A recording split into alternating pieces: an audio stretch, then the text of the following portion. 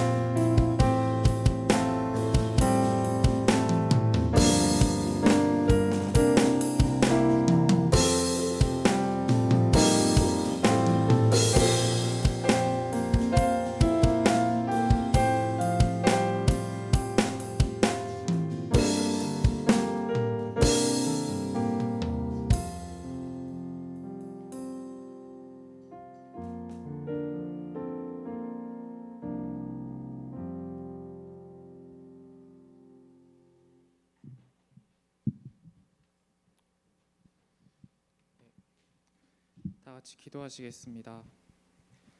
하나님 아버지, 감사합니다. 어려운 상황 가운데서도 이렇게 온라인으로나마 예배를 함께 드릴 수 있게 하여 주심에 감사합니다. 그리고 주님을 잊지 않고 예배드리기 위해 함께 참여하는 청년들이 있음에 감사합니다. 주님, 우리는 너무나 연약하여 세상의 유혹에 쉽게 빠져듭니다.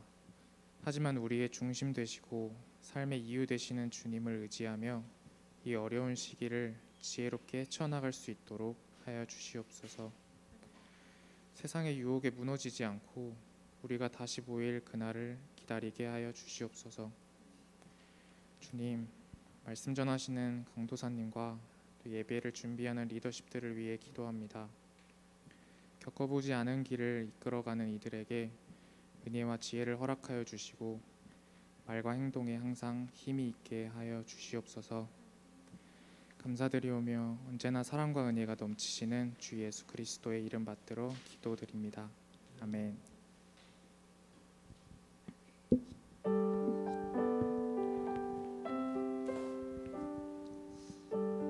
할렐루야, 반갑습니다. 예배 자리에 오신 우리 청년들을 환영하고 축복합니다. 이렇게 줌으로 보시는 우리 지체들이 있는데요. 서로 이렇게 환영의 인사로 이렇게 얼굴을 보여주시면서 서로 이렇게 인사로 손을 이렇게 흔들어 주시면 감사하겠습니다. 네, 반갑습니다. 네, 감사합니다. 청년부 광고 소식입니다. 첫 번째 광고는요, 온라인 새가족 등록 안내입니다. 새가족 등록을 원하는 분은 교회에 직접 방문하셔도 좋고요. 교회 홈페이지 팝업창을 통해서 새가족 등록 안내를 받으실 수 있습니다. 청년부도 따로 이렇게 QR 코드를 찍을 수 있도록 그렇게 미리 이제 준비할 예정인데요. 지금까지는 이제 교회 홈페이지에 방문하셔서 거기에 팝업창을 통해서 새가족 등록이 가능하고요. 또 제 번호를 또한 밑에 적어놨는데 제 번호로 이렇게 직접 연락 주셔도 또한 새가족 안내를 해드리도록 하겠습니다. 이어서 온라인 헌금 계좌 안내입니다. 헌금은 연희교회 온라인 계좌를 적극 활용해 주시기 바라고요. 헌금 드리시는 분들에게는 교회에서 개별적으로 확인 문자가 발송됩니다. 교회에 따로 연락처가 등록되지 않을 경우에는 문자 발송이 어려움이 있으니까요. 혹시 문자로 안내를 받고자 하시는 분들은 아직 등록이 안 될 경우에는 따로 저에게 연락해 주시면 교회에 등록하도록 하겠습니다. 이어서 2021년도 성경 통독 안내입니다. 2021년 성경 통독 가이드 영상이 매주 금요일 연희교회 유튜브 채널을 통해 제공되고 있습니다. 모두들 함께 성경 통독에 마음을 모아주시기 바라고요. 지금도 늦지 않았습니다. 10편부터 다시 시작하시면 됩니다. 22주차는 10편 7편부터 27편입니다. 하나님을 그 찬양하는 성경 기자들의 그 찬양을 통하여서 그 10편의 은혜를 또한 누리며 나아갔으면 좋겠습니다. 마지막으로 금요 기도회 안내입니다. 금요 기도회 온라인으로 지금 진행하고 있는데요. 저녁 8시 30분부터 연희교회 유튜브 채널을 통해 함께 참여하실 수 있습니다. 조만간 이 금요 기도회도 다시금 오프라인 예배를 이제 또 준비하고 있는 과정 가운데 있습니다. 온라인으로 마음으로 함께 기도에 동참해 주시고 또한 나중에 오프라인 예배가 재개될 경우에 함께 또 모여서 또 기도의 자리를 또한 함께 밝혀주시는 우리 예수가족 청년 모두가 되길 주님의 이름으로 소망합니다. 광고는 여기까지고요. 오늘 우리에게 주신 하나님의 말씀은 요한복음 3장 1절에서 21절 말씀입니다. 요한복음 3장 1절에서 21절 말씀. 오늘 자막을 이렇게 섬겨주시는 효정자매님이 21절까지 맞냐고 이렇게 확인을 해주셨는데 맞습니다. 오늘 좀 길잖아요. 그러니까 저희가 한 절씩 교독하면서 물론 이제 각자 있는 자리에 서로 딜레이가 있을 수 있지만 그래도 각자의 자리에서 우리 서로 교독하면서 같이 번갈아 가면서 말씀을 읽도록 하겠습니다. 제가 먼저 1절 말씀 읽도록 하겠습니다. 그런데 바리새인 중에 니고데모라 하는 사람이 있으니 유대인의 지도자라. 그가 밤에 예수께 와서 이르되 라삐여 우리가 당신은 하나님께로부터 오신 선생인 줄 아나이다. 하나님이 함께 하시지 아니하시면 당신이 행하시는 이 표적을 아무도 할 수 없으니이다. 예수께서 대답하여 이르시되 진실로 진실로 내가 내게 이르노니 사람이 거듭나지 아니하면 하나님의 나라를 볼 수 없느니라. 니고데모가 이르되 사람이 늙으면 어떻게 날 수 있사옵나이까?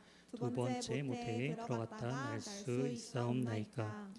예수께서 대답하시되 진실로 진실로 내게 이르노니 사람이 물과 성령으로 나지 아니하면 하나님의 나라에 들어갈 수 없느니라. 육으로 난 것은 육이요 영으로 난 것은 영이니 내가 내게 거듭나야 하겠다 하는 말을 놀랍게 여기지 말라.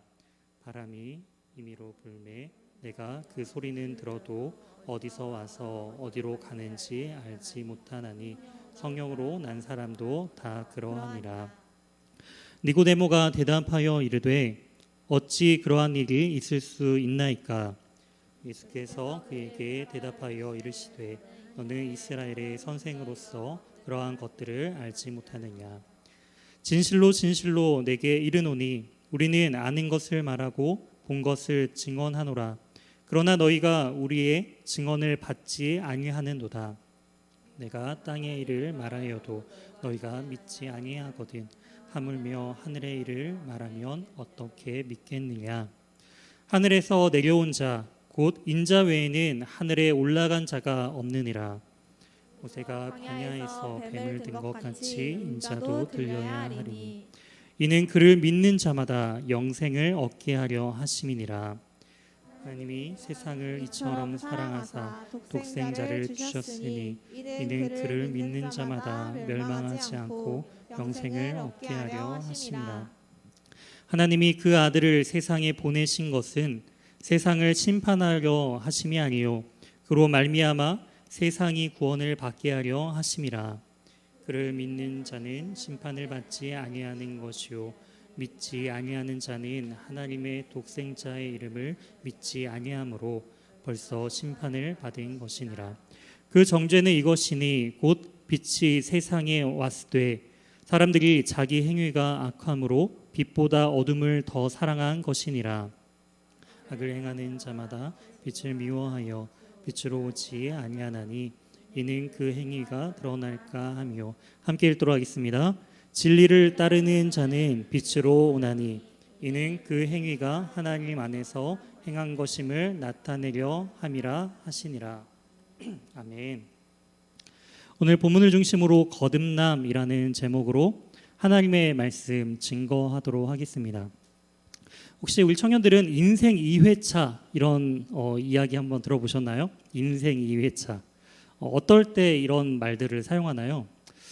예를 들면은 아주 어린 아이인데 그 아이가 하는 행동이 꼭 어른 같은 거예요. 너무 그것을 어른처럼 능수능란하게 약간 저게 아이가 맞나 할 정도로 뭔가 능글맞게 어떤 일들을 하면은 사람들이 이렇게 말합니다. 쟤는 인생 2회차 같아. 이런 말도 있어요. 이생망 많이 들어보셨죠? 이번 생은 망했다. 네, 이생망이라고 하는 단어도 있어요.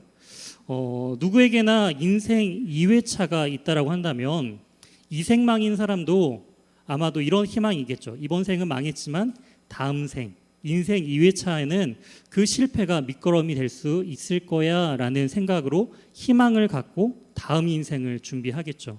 그런데 안타깝게도 우리의 인생은 어떤가요? 두 번의 기회가 있을까요? 인생은 한 번뿐이죠.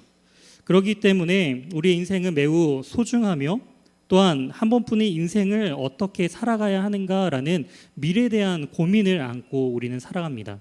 청년의 때 그런 고민들이 더 많죠. 남은 인생들을 지금 20년, 30년 또 40년간 살았던 이 인생 속에서 남은 나의 인생을 어떻게 보내야 하는가라는 미래에 대한 고민들을 누구나 하게 됩니다.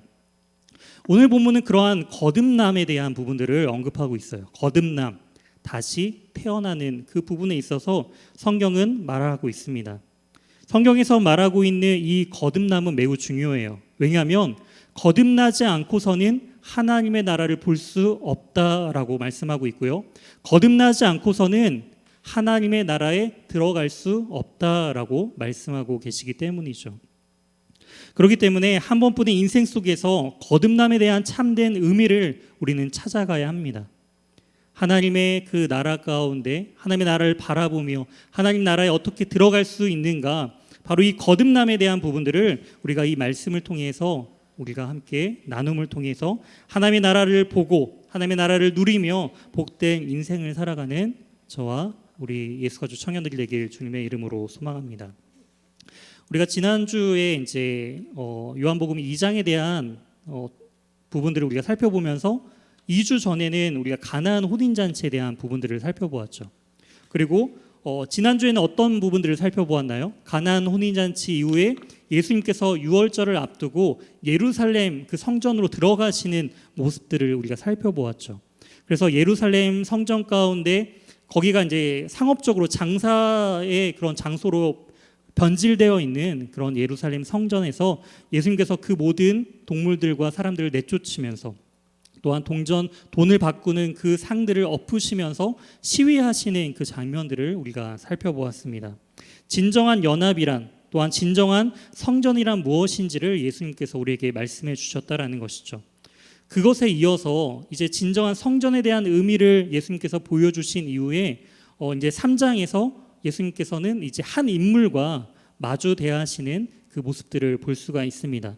바로 니고데모라는 사람이죠. 니고데모. 많이 들어보셨죠? 니고데모. 어떤 사람인가요? 데모를 참 좋아하는 사람이죠. 니고데모 이렇게 해서. 네, 죄송합니다.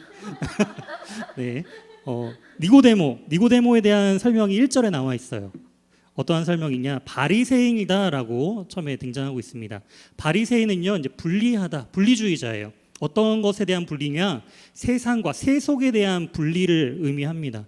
이 사람들은 굉장히 경건한 사람들이에요. 세속에 대한 것들과 구별하여서 자신을 정결하기 힘쓰는 사람, 굉장히 좋은 의미로서 바리새인들이 이제 시작이 되었는데, 그들이 외식함을 통하여서, 그렇게 함을 통하여서 하나님의 영광을 드러내지 아니하고 자신의 경건, 나는 다른 사람들과 구별된 경건한 사람이야 라고는 그러한 외식에 빠지자, 그러한 부분들이 나중에 예수님께 질책을 받게 되는 부분들이 있죠.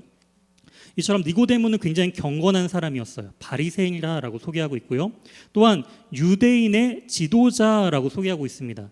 유대인의 지도자는요, 사내들인 공회원을 이제 의미를 하고 있는데요. 사내들인 공회원은 70명으로 구성되어 있어요.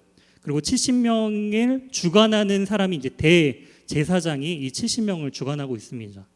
그렇기 때문에 이 70명의 지도자 안에 이 니고데모라는 사람이 포함되어 있었다라는 것을 우리는 주목해 볼 필요가 있어요.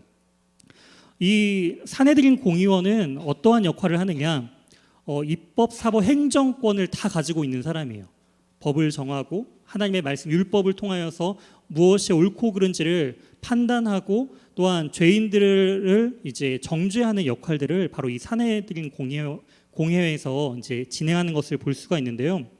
유대인 이 자치 의결권은 굉장한 권력의 기관이었습니다. 특별히 이제 사형에 대한 부분들도 이제 결정할 수 있는 그런 부분들이 있는데요. 예수님의 그런 사형에 대한 부분들도 건의를 했죠.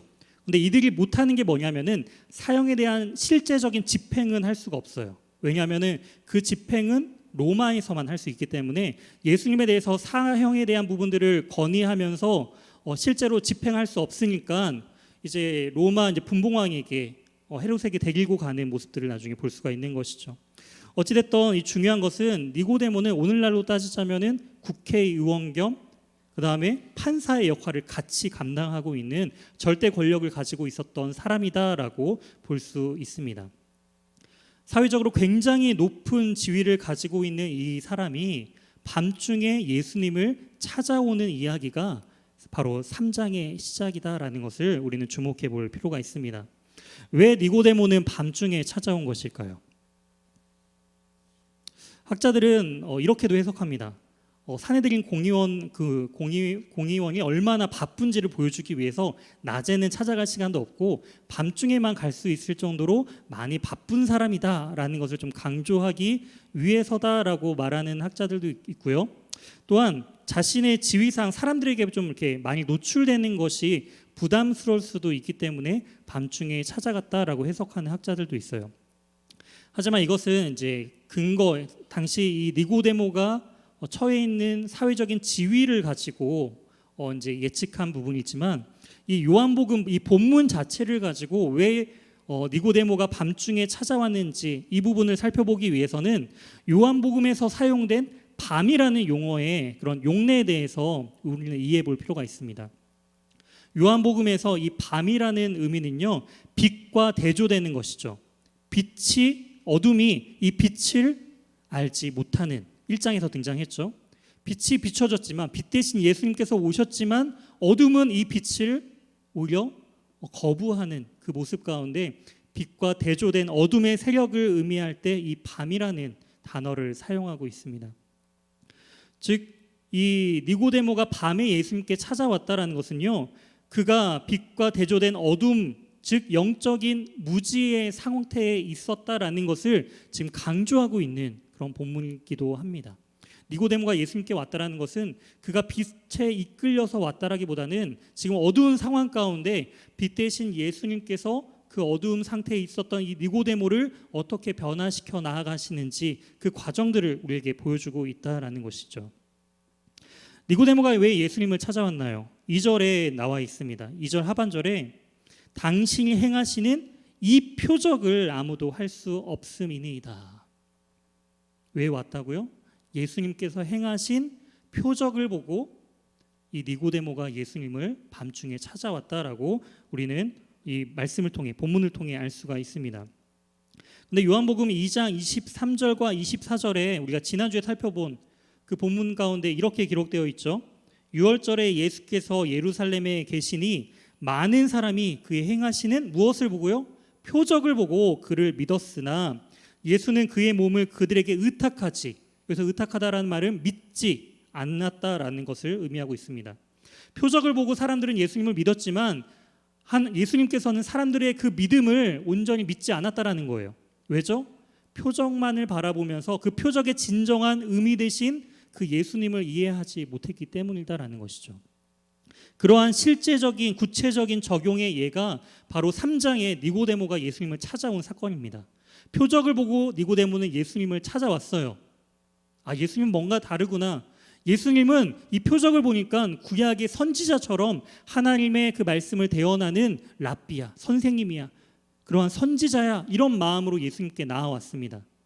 하지만 예수님이 바라보는 그 중심은요, 이 니고데모가 자신을 찾아온 것은 그가 지금 밤에 거하는 사람이고 온전한 그 표적에 대한 의미를 지금 깨닫지 못하고 있는 영적인 무지의 상태에 있음을 예수님께서는 그의 중심을 꿰뚫고 계시다라는 것을 알 수가 있죠. 그렇기 때문에 갑자기 예수님은 3절에 이렇게 말씀을 하시는 거예요. 지금 높은 지위에 있는 사람이 밤중에 예수님을 찾아왔어요. 이렇게 됐을 때 보통의 사람이라면 어떻게 할까요? 이렇게 늦은 밤 어떻게 오셨습니까? 라고 하면서 사내들인 공의원이세요? 라고 하면서 뭔가 차라도 대접하면서 뭔가 이렇게 섬기는 이런 장면들이 나와야지 좀 뭔가 이렇게 자연스러울 것 같은데 그런 것이 아니라 예수님은 다짜고짜 이 니고데모에게 3절에 이렇게 말씀하시는 거예요. 예수께서 대답하여 이르시되 진실로 진실로, 요한이 잘 사용하는 단어죠. 진실로 진실로, 이건 아멘입니다. 아멘 아멘, 즉 반드시 이것은 일어날 것이다라는 요한이 자주 사용하는 강조의 문체죠. 진실로 진실로 내게 이르노니 사람이 거듭나지 아니하면 하나님의 나라를 볼 수 없느니라. 갑자기 니고데모에게 이런 얘기를 하는 거예요. 내가 아멘 아멘, 진짜로 진짜로 사람이 거듭나지 아니하면 하나님의 나라를 볼 수 없어. 사람이라는 말로 약간 좀 우회적으로 말했지만 지금 니고데모 앞에서 이렇게 말하는 거죠. 내게 이르노니 네가 지금 거듭나지 아니하면 하나님의 나라를 볼 수조차 없다라고 말씀하시는 것입니다. 밤 가운데 머물고 있는 그 영적인 상태를 보신 예수님은 이렇게 질책하듯 니고데모의 그 상태, 영적인 무지의 상태를 지금 책망하고 계시다라는 것을 우리는 알 수가 있습니다. 그래서 중요한 건 하나님의 나라에 대한 부분이에요. 요한복음에서 유일하게 이 3장에서만 하나님의 나라에 대한 부분들을 2번 언급하고 다른 장에서는 하나님의 나라에 대한 언급이 요한복음에는 없어요. 그만큼 이 하나님의 나라에 대한 부분들을 이 3장에서 강조하고 있다라는 것이죠. 물론 다른 장들에서는 영생이라는 단어로 하나님의 나라에 대한 부분들을 이제 충분히 설명하고 있지만 하나님의 나라에 대한 직접적인 구체적인 언급을 하는 본문이라는 점에서 이 3장은 굉장히 중요한 장입니다. 3절에서는 우리가 방금 읽었던 3절에서는 하나님의 나라는 어떤 곳인가요? 보는 곳입니다. 하나님의 나라를 볼 것이다. 또 보지 못할 것이다. 하나님의 나라를 이제 시각적인 관점에서 보는 곳이라고 언급을 했다면은 5절에서는 하나님의 나라는 어떤 곳인가요? 바로 하나님의 나라에는 들어가는 곳이다라고 말하고 있어요. 즉 요한은 보는 것과 들어가는 것을 동일시 여기고 있다라는 거예요. 즉 하나님의 나라를 본다라는 것은 하나님의 나라에 들어간다라는 것과 동일하게 사용되고 있다라는 것을 우리는 알아야 합니다. 그렇다면 어떻게 하나님 나라를 볼 수 있나요? 어떻게 하면 하나님 나라에 들어갈 수 있나요? 그 첫 번째는 바로 거듭나야 한다라는 것이죠. 사랑하는 우리 청년 여러분들은 거듭나셨습니까? 이 거듭남에 대한 부분들 우리는 어떻게 거듭날 수 있을까요? 니고데모는 예수님께서 거듭나야 된다라는 말을 하자 4절에 이렇게 이야기했습니다. 니고데모가 이르되 사람이 늙으면 어떻게 날 수 있사옵니까? 두 번째 모태에 들어갔다가 날 수 있사옵니까? 어떤 말이죠?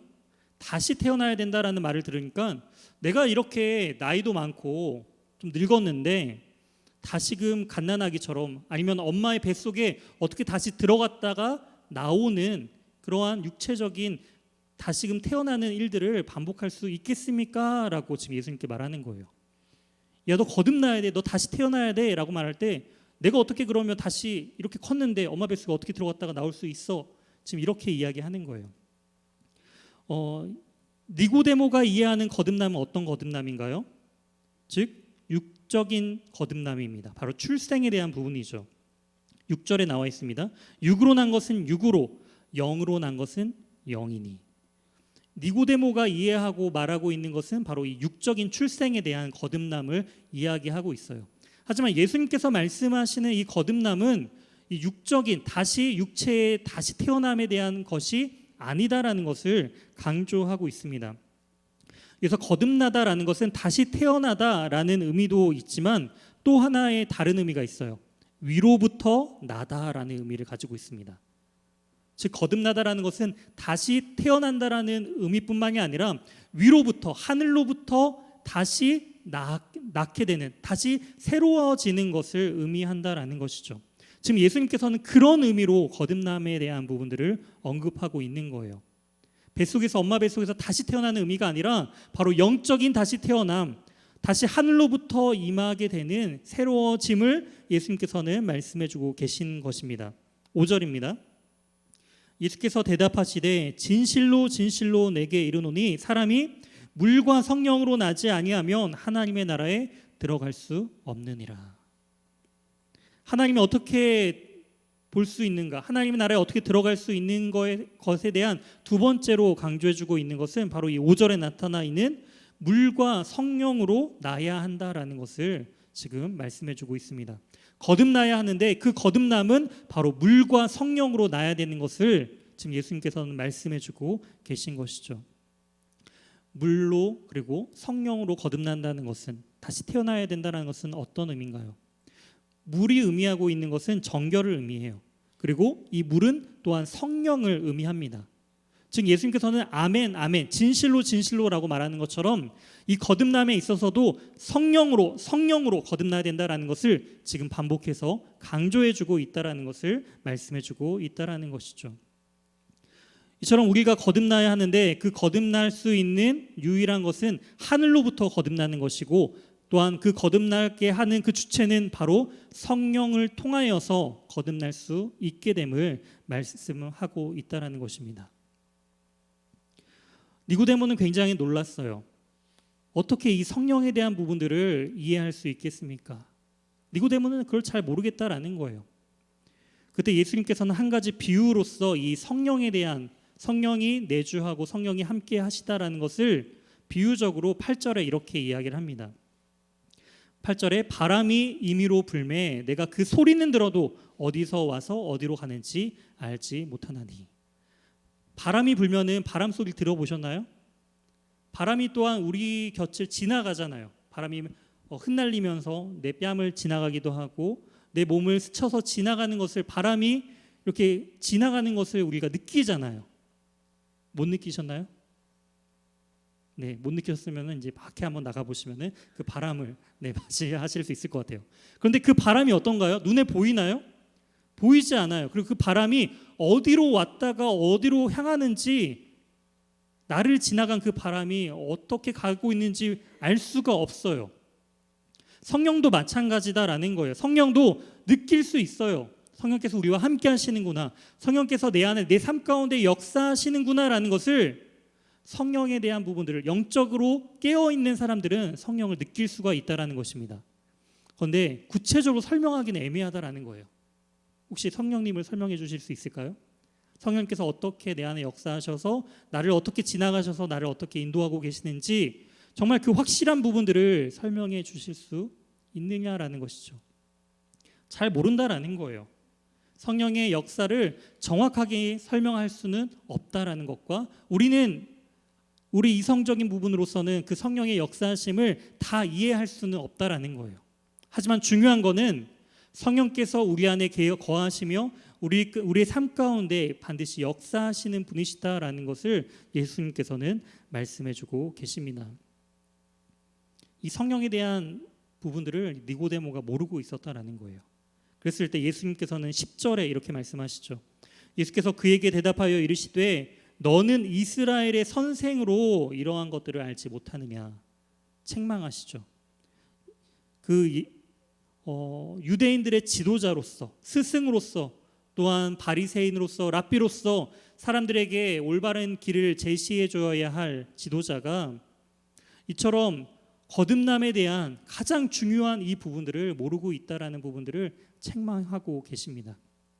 그러면서 진정한 선생, 진정한 이 스승이 누구이신가? 바로 예수 그리스도이심을 또한 강조하고 있는 본문입니다. 12절입니다. 내가 땅의 일을 말하여도 너희가 믿지 아니하거든 하물며 하늘의 일을 말하면 어떻게 믿겠느냐. 땅의 일, 바로 인간의 이 출생에 대한 부분들도 우리가 어떻게 자녀들이 태어나서 어디로부터 와서 어떻게 인간이 태어났는지에 대한 부분들도 그것도 알지 못하는데, 하물며 이 영적인 출생, 하늘로부터 임해서 새롭게 거듭나는 이 부분들을 어떻게 다 알 수 있겠느냐라는 부분들을 예수님께서는 말씀해주고 계신 것입니다. 니고데모는 밤중에 영적인 무지 상태 가운데 예수님을 찾아왔어요. 예수님은 다른 것을 말하는 것이 아니라 진정한 그 거듭남에 대한 의미를 니고데모에게 설명해주고 있다는 것을 우리는 이 본문을 통해 알 수가 있습니다. 그걸 통해서 우리는 두 가지를 생각해 볼 수가 있어요. 첫 번째는 구원의 현재성입니다. 구원의 현재성. 바로 이 거듭남에 대한 목적이 과연 무엇인가라는 것이죠. 사람이 거듭나야 된다라고, 거듭나야지 하나님의 나라를 볼 수 있고 하나님의 나라에 들어갈 수 있다라고 말씀하셨는데, 그렇다면 왜 거듭나야 되느냐라는 것이죠. 그것은 영생을 얻기 위함입니다. 우리 16절과 17절 말씀을 다시 한번 본문을 읽어보도록 하겠습니다. 시작. 하나님이 세상을 이처럼 사랑하사 독생자를 주셨으니 이는 그를 믿는 자마다 멸망하지 않고 영생을 얻게 하려 하심이라. 하나님이 그 아들을 세상에 보내신 것은 세상을 심판하려 하심이 아니요 그로 말미암아 세상이 구원을 받게 하려 하심이라. 우리가 굉장히 익숙한 본문이죠. 주일학교부터 이렇게 신앙생활을 했던 분들은 성경의 한 구절, 이 요한복음 3장 16절은 반드시 아마 암송하고 계실 것 같아요.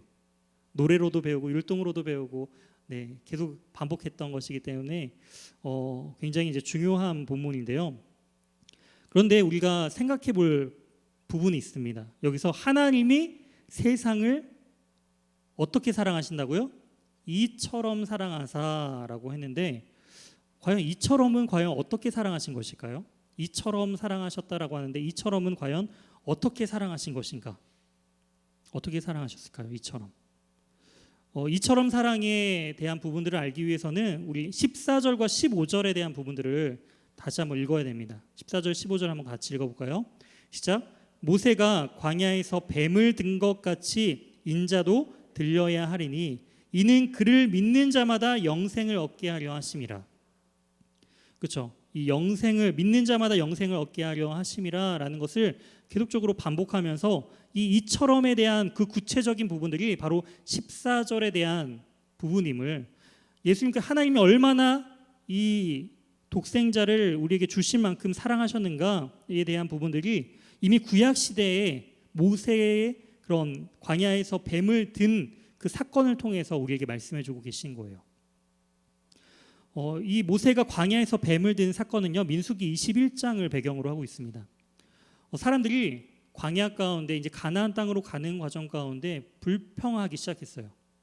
먹을 것에 대한 불평, 목마름에 대한 불평, 가나안 땅에 대한 그리움에 대한 부분들로서 이 광야 생활을 만족하지 못하고 하나님께서 만나와 메추라기를 주시는 하나님의 인도하심, 낮에는 구름 기둥과 밤에 불 기둥으로서 그들을 인도하시는 하나님의 그 임재와 인도하시는 그 은혜를 망각하고 하나님의 그 은혜를 주목한 것이 아니라 없는 것을, 그리고 세상의 것을 비교하면서 불평하기 시작했어요. 그러자 하나님께서는 이제 불뱀을 통하여서 이스라엘 사람들을 다 물게끔 하십니다. 그러면서 그들이 이제 불뱀의 독사의 이제 물림을 통하여서 다 죽게 되어 있는 상황 가운데 있는 거예요. 그랬을 때 하나님께서는 이 모세에게 아론을 통해서 놋뱀을 장대에 달아서 이제 그것을 보는 자마다 구원을 얻게, 다시금 회복되게 할 것을 명령하시는 것을 볼 수가 있습니다. 우리는 이 장면을 통해서 묵상해 볼 부분들이 있어요. 그 부분이 뭐냐면은 독사에 물렸어요. 그러면은 어떻게 해야 할까요?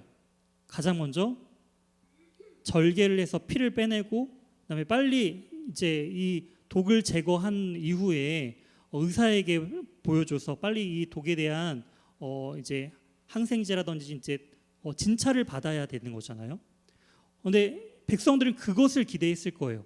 빨리 이 독사에 물린 것을, 이 독을 제거하고 내 아픔과 지금 독사에 물려가지고 굉장히 고통스러워하는 이 고통에서 나를 벗어나게 해줄 것을 백성들은 그걸 원했어요. 하지만 하나님께서는 모세를 통해서, 아론을 통해서 하신 것은 무엇이죠?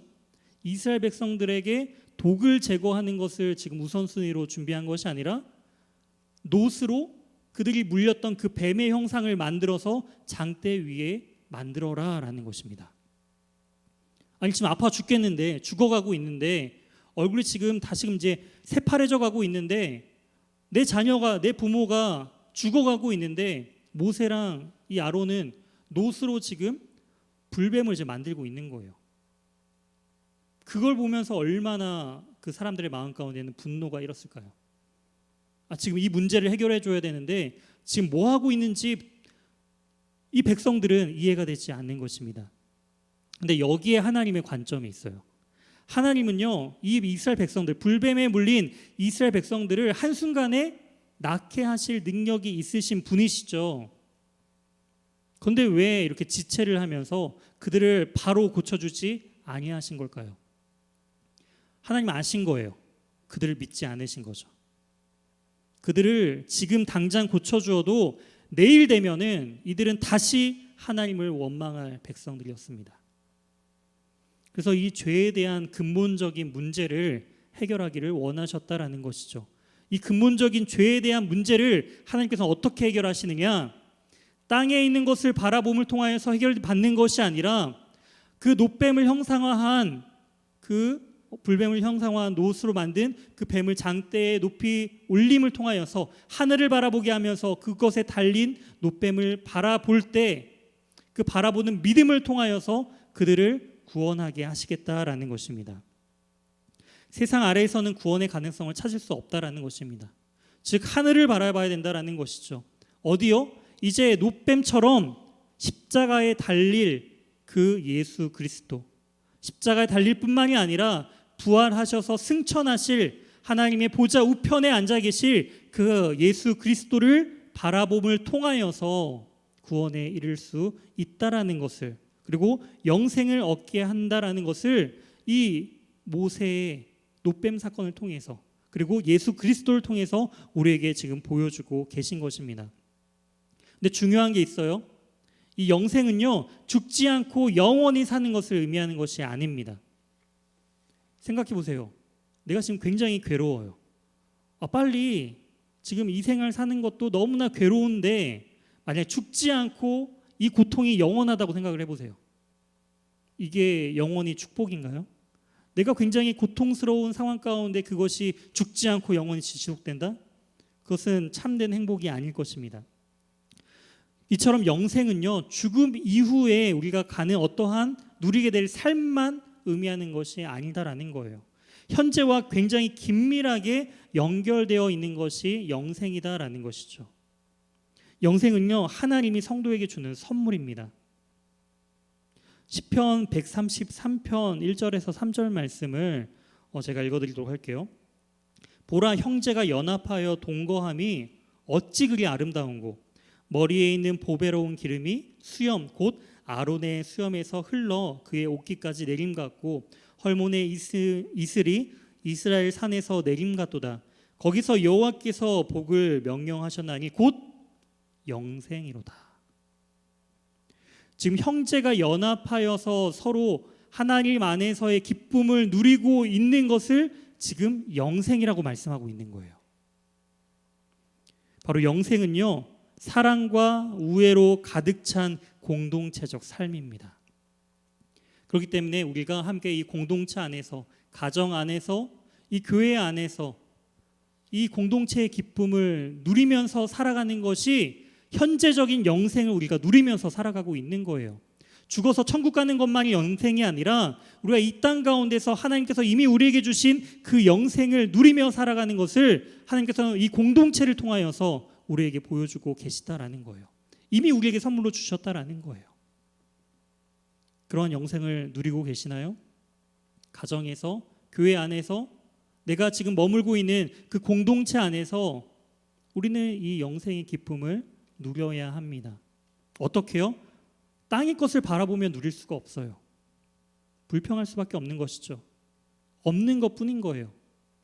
하지만 위에 있는 것, 하늘로부터 주어지는 것을 누릴 때 이 땅의 것과 비교할 수 없는 하늘의 것을 온전히 누리고 만족할 때 비로소 우리는 현재적인 영생을 누리는 삶을 살 수 있다라는 것입니다. 바로 진정한 믿음과 신앙은 여기에 있다라는 거예요.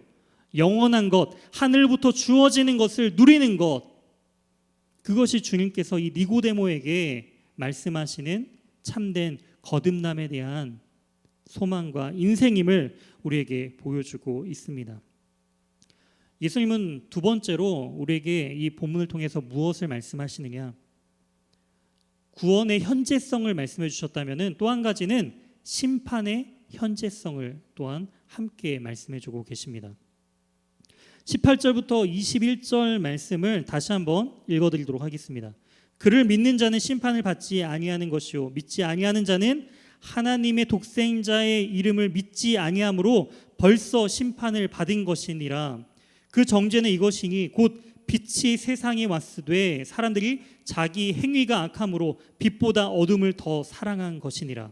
악을 행하는 자마다 빛을 미워하여 빛으로 오지 아니하나니 이는 그 행위가 드러날까 함이요 진리를 따르는 자는 빛으로 오나니 이는 그 행위가 하나님 안에서 행한 것임을 나타내려 함이라 하시니라. 아멘. 심판은요, 이 세상이 다 사라지고 다시 하나님의 나라가 임할 때에 심판이 임하는 것이 아니라 예수 그리스도께서 이 땅 가운데 빛으로 오셨어요. 그런데 그 독생자이신 예수 그리스도를 믿지 아니한 것이 이미 심판을 받은 것이다 라고 성경은 우리에게 말씀해 주고 계십니다. 심판도 현재적이다라는 것이죠. 예수님을 믿지 않는 것, 그것이 이미 심판이 시작된 증거다라는 것을 우리에게 말씀해 주고 계십니다. 너무나 두렵고 떨리는 말씀인 것 같아요. 어떻게 우리가 그러면은 예수님을 믿는가? 내가 믿습니다, 내가 그렇게 결단해서 말하는 것이 믿음이 아니라 여기서 말하는 참된 믿음은 빛 가운데 거하느냐 어둠 가운데 거하느냐, 그걸 통해서 참된 믿음이 구별된다라는 거예요. 참된 거듭남도 이것을 통해서 우리는 구별할 수가 있습니다. 빛이 세상 가운데 나올 때 빛을 받아들이면서 빛 가운데 거하는 자들은요, 빛을 증거하며 빛 가운데 만족함을 누리며 살아가요. 하지만 빛이 임할 때 어둠 가운데 속한 사람들은요, 어떻게 반응하죠? 지금 어둠을 더 사랑함을 통하여서 자신의 행위가 드러날까 빛을 두려워하면서 아담처럼, 죄 가운데 있는 아담이 하나님의 낯을 피하여 두려워하며 숨은 것처럼 하나님을 피하는 인생들로 살아가게 된다라는 것이죠. 하나님이 없는 인생들로서 살아가게 된다라는 것입니다. 그게 바로 심판이다라는 거예요. 사랑하는 청년 여러분, 하나님의 심판은 미래적인 심판도 있지만 이미 현재 가운데, 우리의 인생 가운데 심판이 임하고 있습니다. 하나님을 믿는다 말하며 신앙생활을 하는 것으로서 그것이 증거되지 않는다라는 거예요. 진정한 증거는 바로 우리가 믿음을 통하여서 빛 가운데 거하느냐, 빛 대신 주님을 온전히 바라보며 영생을 이 땅 가운데 누리며 살아가느냐 그렇지 않느냐라는 부분들로 우리는 우리의 신앙을 점검해야 합니다. 참으로 신앙을 지키기가 어려운 시대를 우리는 살아가고 있어요. 참된 이 빛을 증거하는 것이 너무나 어려운 시대를 우리는 살아가고 있습니다. 하지만 주님께서는 빛으로 이 땅 가운데 오셨죠. 그리고 우리에게 생명을 다해서 그 빛을 보여주셨어요. 여러분은 어떠한 삶을 사시겠습니까? 빛 가운데 함께 거하는 삶을 사시겠습니까? 아니면 빛보다 어둠을 더 사랑하여 어둠 가운데 머무는 삶을 살아가시겠습니까? 지금 니고데모에게 지금 선택의 길이 주어진 거예요. 예수님은 밤 가운데 어둠 가운데 있는 니고데모에게 하늘로부터 임하는 참된 빛을 보여주셨습니다. 니고데모는 이제 요한복음에 2번 더 등장하게 돼요. 근데 그의 인생이 어둠에서 빛으로 바뀌게 됩니다. 복음을 만난 사람이 변화된 거예요. 우리는 그러한 인생을 살기 원합니다. 비록 지금 내가 어둠 가운데 있는 것처럼 느껴진다 할지라도 주님께서는 우리를 심판하기 위하여 이 땅에 오신 것이 아니라 뭐라고요? 우리를 사랑하셔서 구원하시고 영생을 주기 위하여 이 땅 가운데 오셨다라고 말씀하고 있어요. 계속 초청하시는 거예요. 너희가 어둠 가운데 머물지 말고 나와 함께 이 영생을 누리며 생명 가운데 함께 가자라고 주님께서는 어둠 가운데 있는 우리를 계속적으로 초대하고 계십니다. 그런데 우리는 어둠을 더 사랑하기 때문에 그 빛이 임할 때마다 그 빛을 피하게 된다라는 것이죠. 주님은 포기하지 아니하시고 우리를 계속적으로 초청하십니다. 그 주님의 음성에, 그 주님의 참된 빛에 반응하는 자들을 통하여서 주님은 하나님의 나라를 보게 하시고 만들어 가시며 또한 그 나라 가운데 거하게 하신다라는 사실을 우리는 기억해야 합니다. 사랑하는 주님의 자녀, 우리 청년 여러분, 빛된 삶을 사시기 바랍니다. 어둠 가운데 거하는 삶이 아니라 참된 빛 가운데 거하며 예수 그리스도의 그 생명을 온전히 누리며 그 영생을 이 땅 가운데 참된 하나님과 이 공동체를 통하여 주신 참된 기쁨을 누리며 나아가는 저와 우리 이 자리에 있는 함께 영상으로 예배드리고 있는 우리 귀한 청년들이 되시길 주님의 이름으로 소망합니다. 함께 우리 말씀을 기억하며 함께 찬양하며 결단했으면 좋겠습니다. 주님께서 우리를 부르신 그 생명의 빛 가운데 주님은 우리를 초대하십니다. 하나님이 세상을 이처럼 독생자의 아들을 주실 만큼 우리에게 주실 만큼 그 이처럼 사랑하신다라고 말씀하셨어요. 그 사랑에 우리는 반응해야 합니다. 빛이 생명의 빛이 임할 때 어둠 가운데 더 이상 숨어드는 자들이 아니라 그 빛을 바라보며 그 빛을 증거하는 자들, 빛의 참된 기쁨을 누리는 우리가 되길 소망합니다. 함께 고백하며 나가도록 하겠습니다. 말씀으로 세상을 지으시고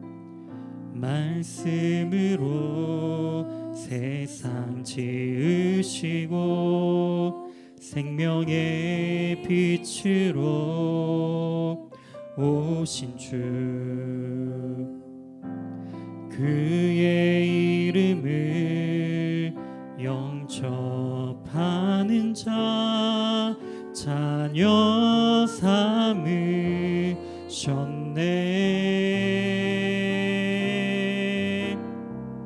천국 약속 소망으로 살고 하늘의 위로를 전하며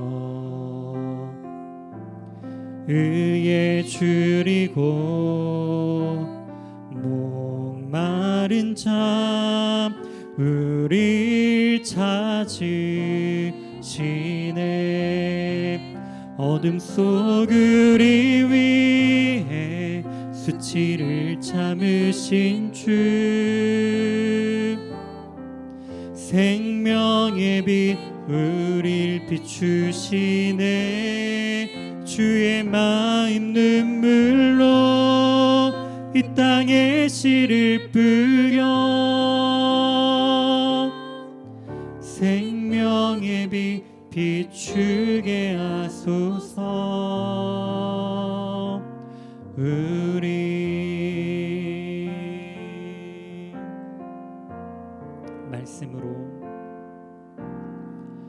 말씀으로 세상 지으시고 생명의 빛으로 오신 주 그의 이름을 영접하는 자 자녀 삼으셨네.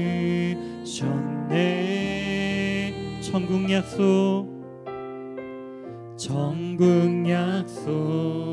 소망으로 살고 하늘의 위로를 전하며 의에 줄이고 목마른 자 우릴 찾으시네. 어둠 속 우릴 위해 수치를 참으신 주 생명의 빛 우릴 비추시네. 주의 마음 눈물로 이 땅에 씨를 뿌려 생명의 빛 비추게 하소서. 어둠 속 우릴 위해 수치를 참으신 주 생명의 빛 우릴 비추시네. 주의 마음 눈물로 이 땅에 씨를 뿌려 생명의 빛 비추게 어둠 속 우리 위에 어둠 속 우리를 위해 수치를 참으신 주. 아멘. 생명의 빛 우릴 비추시네. 주의 마음 눈물로 이 땅에 씨를 뿌려 생명의 빛 비추게 다시 한번 고백합시다. 어둠 속 우리를 위해 수치를 참으신 주. 생명의 빛 우릴 비추시네. 주의 마음 눈물로 이 땅에 씨를 뿌려 생명의 빛 비추게 하소서.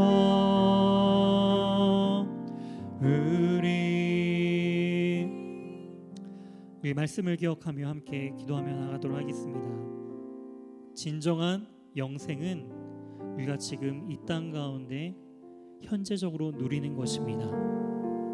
주님, 이미 우리에게 예수 그리스도의 참된 생명의 빛을 통하여 주님과 함께 지금 이 현 시간 가운데 누리는 그 영생을 우리가 온전히 누리는 기쁨을 회복시켜 주시옵소서.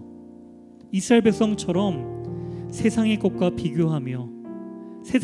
비교하며 나아갈 때 내게 없는 것이 너무나 많다 원망하며 하나님께 불평불만하던 이스라엘 백성의 삶이 아닌 하늘로부터 임하는 거듭남을 통하여서 하늘로부터 오는 참된 빛 대신 예수 그리스도를 우리가 온전히 누림을 통하여 하나님, 우리가 참된 그 하나님의 나라, 참된 영생을 누리는 복된 인생들이 되게 해달라고 우리 말씀을 기억하며 함께 기도하며 나아가도록 하겠습니다. 주여, 사랑해 주님 감사합니다. 하나님, 우리에게 참된 생명의 빛으로 이 땅 가운데 보여주시며 우리에게 바라보게 하시는 그 예수 그리스도의 참된 빛을 통하여서 하나님과의 참된 누림과 사귐과 하나님과의 참된 영생을 이 땅 가운데서 우리가 이 현 시간 가운데 누리게 하심을 참으로 감사드립니다. 하나님, 우리가 참된 거듭남의 인생을 살길 소망합니다. 위로부터 거듭나는 인생, 위로부터 주어진 성령으로 우리를 거듭나게 하시며 예수 그리스도의 그 보혈을 통하여서 우리가 그 십자가를 믿음을 통하여 바라보며 나아갈 때 우리에게 세상의 그 어둠 가운데 있었던 우리가 생명의 빛으로 옮김받아 하나님 영생을 이 땅 가운데 누리게 하시는 그 초청을 우리가 온전히 누리며 나아갈 수 있도록 주님 도와 주시옵소서. 여전히 어둠에 머물기를 원하며 또 여전히 어둠 가운데 있었던 우리의 옛 자아와 죄성들을 주님 용서하여 주시사 다시금 우리가 생명 가운데 거함을 통하여서 더 이상 원망과 불평이 아닌 하나님 안에서의 참된 만족과 하나님께서 주시는 참된 하나님의 그 기쁨을 하늘로부터 임하는 그 천국을 온전히 소망하며 나아가는 우리 모두가 될 수 있도록 주님 도와주시고 주님 역사하여 주시옵소서. 하나님, 그러한 하늘로부터 임하는 참된 만족과 기쁨을 우리가 누림을 통하여서 세상이 우리를 흔들 수 없는 그 참된 기쁨을 우리가 온전히 이 땅 가운데 누리게 하여 주시고 아버지, 여러 가지 환경이 우리를 빼앗지 못하는 그 기쁨을 우리가 온전히 누리며 나아갈 수 있도록 주님 도와주시고 주님 함께 하여 주시옵소서. 다시 이어서 기도하기를 원합니다. 심판은 미래적인 심판이 아닌 이미 예수 그리스도를 우리가 믿지 아니할 때 그 참된 빛을 우리가 온전히 받아들이고 누리지 못할 때 어둠 가운데 있는 것, 그것이 이미 심판을 받은 것이다 라고 주님은 우리에게 말씀하셨습니다. 니고데모는 여전히 어둠 가운데 있었습니다. 하지만 주님께서는 그 어둠에 있던 밤 가운데 있던 이 니고데모에게 참된 빛으로 다시금 초청하십니다. 그 부르심 가운데, 그 어둠 가운데 여전히 머물러 있는 것이 아니라 빛된 삶으로서 우리는 옮김받아야 합니다. 빛으로 나아가야 합니다. 니고데모가 주님의 그 거룩한 빛을 바라보며 십자가 앞에 점점 가까이 나아감을 통하여서 그의 인생이 빛으로 변화된 것처럼 주님, 우리 역시 여전히 어둠 가운데 머물러 있는 인생이 아니라 참된 그 빛을 초청받아 빛 가운데 나아가는 인생들이 될 수 있도록 주님 도와 주시옵소서. 주님 역사하여 주시옵소서. 다시 한번 말씀을 의지하여 함께 기도하며 나가도록 하겠습니다. 주여, 하나님, 여전히 죄 가운데 머물러 있는 우리의 인생, 하나님, 그 거룩한 빛 가운데 우리를 초청하시지만 여전히 나의 삶을 되돌아볼 때는 여전히 어둠을 더 사랑하며 빛 가운데 나아갈 때 나의 죄성들이 드러날 것이 너무나 부끄러워 여전히 주님께 숨어있는 나의 연약한 신앙의 모습들을 주님 바라보게 됩니다. 겉으로 드러나는 그 종교적인 열심, 겉으로 드러나는 사회적인 직분이 하나님 그 어둠의 그 모습들을 감춰주는 것이 아니라 하나님 예수 그리스도의 그 참된 말씀에 온전히 반응할 때 참된 생명 가운데 거하는 것임을 온전히 깨닫습니다. 주님, 우리의 겉으로 드러난 어떠함 때문에 주님, 우리가 어둠 가운데 있는 그 어떠한 것들이 가려지는 것이 아님을 주님께서는 아십니다. 니고데모가 그 중심 가운데 그 거듭남에 대한, 성령에 대한 그 무지함을 바라본 것처럼 하나님, 우리는 오랫동안 신앙생활하고 사회적으로 인정받고 직장이 있고 또한 가정에 대한, 미래에 대한 그 계획이 있다 할지라도 여전히 우리는 주님이 없다면은 어둠 가운데 있는 죄악된 심판받아 마땅한 그러한 부족한 연약한 존재임을 주님 말씀을 통해 깨닫습니다.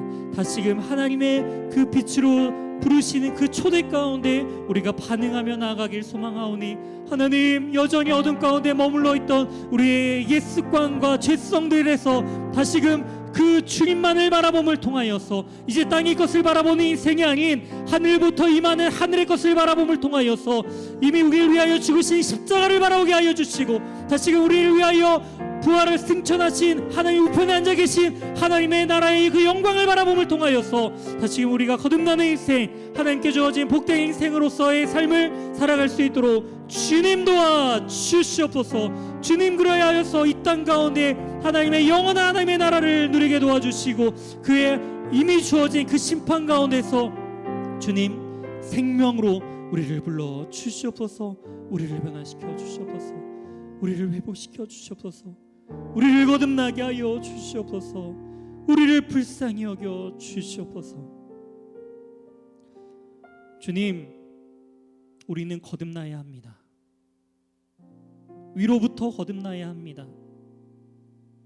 이 땅에서 어떠한 것들로서 주님 앞에 나가는 것이 아니라 하늘로부터 임하는 그 십자가의 대속의 은혜와 성령을 통하여서 우리에게 한없이 부어주시는 하나님의 그 사랑을 온전히 누리길 원합니다. 우리는 너무나 무지하여서 여전히 우리의 어떠함을 가지고 주님 앞에 나아갈 때가 참으로 많이 있습니다. 주님, 그러한 우리의 교만을 철저히 무너뜨려 주시옵소서.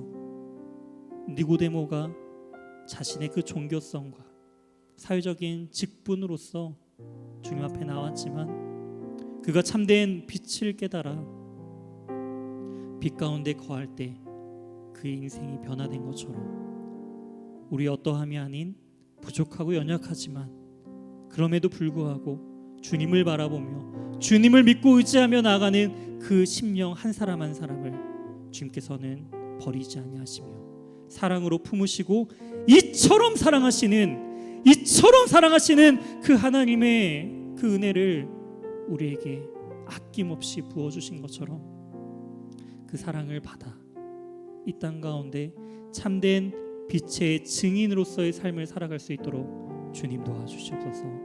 날마다 그 주님의 참된 빛 가운데 거하며 주님 앞에 조금씩 나아가길 소망하오니 우리를 그 거룩한 참된 빛으로 생명의 빛으로 인도하여 주시옵소서. 한 주간도 그 빛을 바라며 참된 빛을 증거하는 주의 귀한 우리 예수가족 청년들 모두가 될 수 있도록 주님 지켜주시고 보호하여 주시고 새롭게 하여 주시옵소서.